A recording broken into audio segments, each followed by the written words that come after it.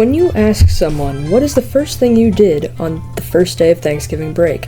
Most people would say like, oh, I chilled with my family, but no, I deeply researched and got my soul fully invested in the Metroid timeline.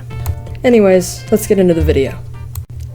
This video is going to be about the Metroid timeline, which I didn't know existed. I didn't know it was like Zelda, where all the games go in order. I just thought it was, kind of like Mario, where you just kind of played the games, and it happened one after another. But no, it turns out Metroid 2 doesn't happen after Metroid 1, it happens after 4 other games that came out after Metroid 2. So on that confusing note, let's start the brief summary of the Metroid timeline. Alright, so what happens first is Metroid 1, aka Metroid Zero Mission, which is the remake of the game, and yeah, I'll explain what happens in these games later on, but for now I'll just say what goes in order. First, Metroid Zero Mission. Next are the 4 Metroid Prime games. Or so we guess.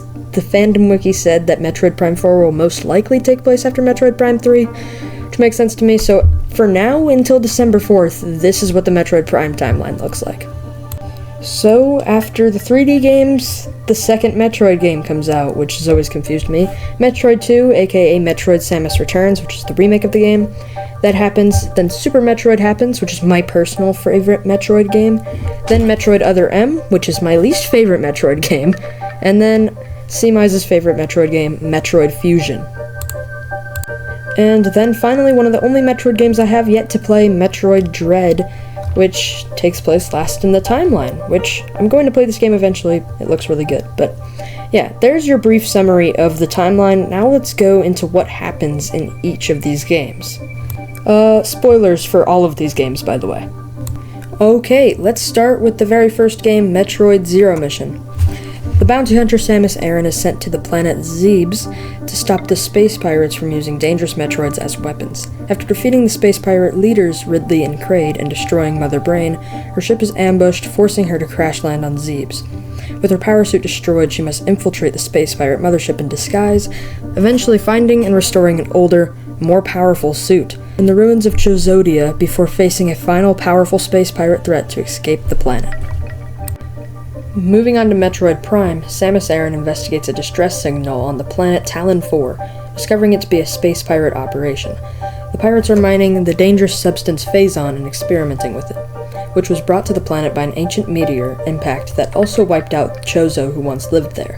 Samus must defeat Meta Ridley, a cyborg version of her nemesis, to access the impact crater where she confronts and destroys the Metroid Prime, a mutated Metroid and the source of the Phazon.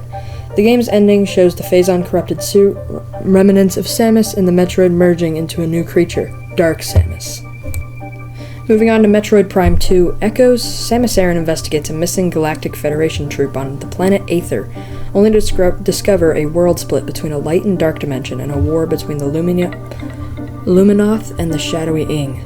Samus must travel between the two worlds to recover the stolen planetary energy, aid the Luminoth, and confront her dark doppelganger, Dark Samus. The story culminates in a battle against the Ing Emperor and a final confrontation with Dark Samus to restore balance to Aether. 6 months after the events of Metroid Prime 2 Echoes, the Galactic Federation hires bounty hunters, including Samus Aran, to investigate a space pirate attack. The investigation reveals that space pirates have been taken over by Dark Samus, who is using Phazon seeds to corrupt the planets. Samus must battle her fellow corrupted bounty hunters and find a way to stop Dark Samus, leading to a final confrontation on the Phazon homeworld, Phase. We don't really know yet what happens in Metroid Prime 4. All we know is that the villain of the game is up to no good and Samus has to stop him, as per usual. I will comment on this video once Metroid Prime 4 comes out, and I'll comment on this video the summary of the lore, but yeah, let's move on. In Metroid 2 Return of Samus, bounty hunter Samus Aran is sent to planet SR-388 to exterminate the Metroid species before the space pirates can capture them. She descends deep into the planet's caverns, systematically hunting them down and killing the Metroids, which grow more dangerous as she progresses. After defeating the Queen Metroid, a single hatchling imprints on Samus, and she decides to spare it and take it with her as she leaves the dying planet. In Super Metroid, bounty hunter Samus Aran must return to planet Zebes from the first game to retrieve the last Metroid larva after it was stolen by Ridley and the Space Pirates. Samus pursues Ridley to his new base on Zebes, fighting through space pirates and their creatures to reclaim the baby Metroid.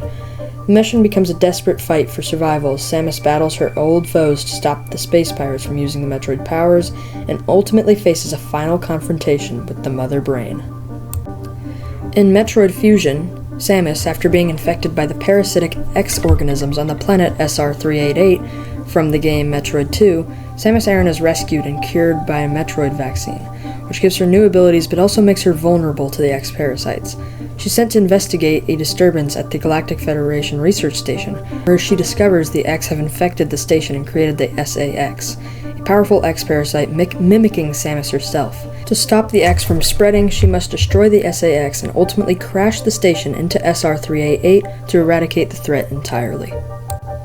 In Metroid Dread, Samus Aran is sent to the planet ZDR to investigate a transmission from the dangerous X-parasite, which was thought to be extinct after the events of Metroid Fusion. After arriving, she's ambushed and stripped of her abilities by a warrior Chozo named Ravenbeak, who then traps her in the planet's depths. Samus must fight her way to the surface, reclaim her powers, and confront Ravenbeak to escape the planet and uncover the truth behind the Chozo's actions and the return of the X-parasite. Well, there you go. There's the Metroid timeline. And there's definitely room for more games that take place after Dread. Sorry about not having the Metroid Prime 4 story yet. It comes out December 4th, and around that time I will comment on this video, the story of Metroid Prime 4, so you guys don't have to worry about that. Thank you everybody so much for watching this video, and if you watched till the end, that's a huge help because I worked really hard on this video. Thank you all for watching. I'll see you in the next one. Bye.